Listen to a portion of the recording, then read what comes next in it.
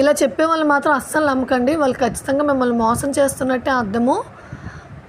మీ పిల్లల్ని కూడా వాళ్ళకి ఖచ్చితంగా దూరంగా ఉంచాల్సిందే. ఈ వీడియో అంతా చూసాక మీరు కూడా కరెక్టే అని అంటారు. నేనేం చెప్పాలి అనుకుంటున్నానంటే, చాలామంది అంటారు వాళ్ళ తల్లిదండ్రులు అంటే నాకు ఇష్టం లేదు, వాళ్ళ తల్లిదండ్రులు తప్పు చేస్తే నాకెందుకు, ఆ పిల్లల్ని నేను దగ్గరగా తీసుకుంటాను, పిల్లలంటే నాకు చాలా ఇష్టం అంటుంటారు. అలాంటి వాళ్ళని అస్సలు నమ్మకండి. తల్లి తండ్రి అంటే ఇష్టం లేని వాళ్ళు వాళ్ళ పిల్లల్ని ఎలా ఇష్టపడతారు? తల్లి తండ్రి ఇష్టం లేని వాళ్ళు వాళ్ళ రక్తాన్ని వాళ్ళు నిజంగా ఇష్టపడగలరా? ఇలాంటి వాళ్ళు చాలా డేంజర్ అండి. మన పిల్లల దగ్గర నటిస్తూనే ఉంటారు.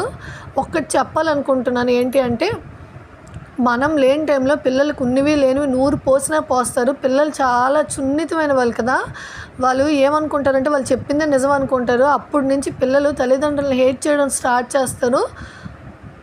పేరెంట్స్తో అయితే వాళ్ళు హ్యాపీగా ఉండలేరు.